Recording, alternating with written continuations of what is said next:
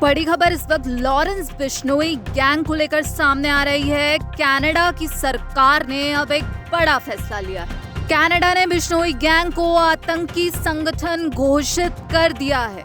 भारत से संबंध सुधार के बीच कनाडा ने ये बड़ा फैसला लिया है। तो बड़ी खबर है, कनाडा ने अब लॉरेंस बिश्नोई को आतंकवादी घोषित किया है। इसके साथ ही बिश्नोई गैंग को भी कनाडा ने आतंकी संगठन की कैटेगरी में डाल दिया है। कनाडा सरकार की तरफ से जो बयान आया है उसमें कहा गया है कि कनाडा में आतंक और हिंसा की कोई जगह नहीं है। आपको बता दें कि लॉरेंस बिश्नोई गैंग को आतंकी संगठन घोषित करने के बाद संगठन की जो कनाडा में मौजूद संपत्ति है और पैसे हैं उसको जब्त या फिर फ्रीज किया जा सकता है।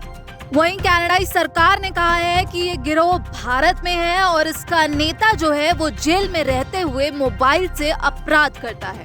दरअसल पिछले साल ही कनाडा की तरफ से ये बयान आया था कि भारत ने इस गिरोह को कनाडा में जो है खालिस्तानी समर्थकों को मारने के लिए इस्तेमाल किया है। हालांकि भारत ने कनाडा के इन दावों को सीधे तौर पर खारिज करते हुए ये कहा था कि कनाडा के साथ मिलकर भारत इस गिरोह को रोकने की कोशिश कर रहा है। लॉरेंस बिश्नोई का नाम कई बड़े मामलों में सामने आ चुका है, जैसे सिद्धू मूसेवाला की हत्या हो, महाराष्ट्र के राजनेता बाबा सिद्दीकी की हत्या हो या फिर सुखदेव सिंह गोगामेडी की हत्या। उन सब में लॉरेंस बिश्नोई गैंग का जिक्र था और अभी हाल ही में सलमान खान को जो जान से मारने की धमकी मिली थी उसमें भी लॉरेंस बिश्नोई गैंग का नाम शामिल था। और इससे पहले खालिस्तानी समर्थक हरदीप सिंह निज्जर की हत्या के मामले में भी लॉरेंस बिश्नोई और उसके साथियों का नाम सामने आया था और ये पूरी जांच ट्रूडो सरकार ने करवाई थी और इसी जांच के बाद भारत और कनाडा के जो संबंध थे उसमें खटास आ गई थी।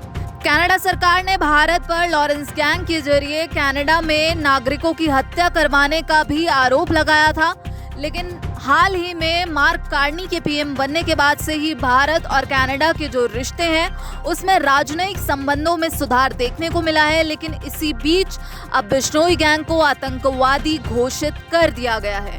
कनाडा के मंत्री हैं गैरी अनसगरी, उनका बयान सामने आया है। उन्होंने कहा कि कनाडा में हर व्यक्ति को सुरक्षित महसूस करने का पूरा अधिकार है।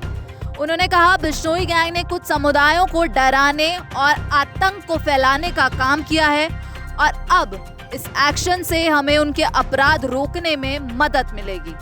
इसी के साथ आपको बता दें कि बिश्नोई गैंग के शामिल होने के बाद अब कनाडा में 88 आतंकवादी संगठन लिस्टेड हो गए हैं। हालांकि कनाडा ने ये जो एक्शन लिया है इस पर अभी भारत सरकार की तरफ से या भारत की तरफ से कोई प्रतिक्रिया आनी बाकी है। तो देखते हैं कि इस एक्शन पर भारत क्या बोलता है, इसका इंतजार रहेगा। बाकी इस पर आप क्या सोचते हैं हमें कमेंट बॉक्स में जरूर बताइएगा। बाकी देश और विदेश की खबरों के लिए जुड़े रहिए दैनिक जागरण के साथ। नमस्कार।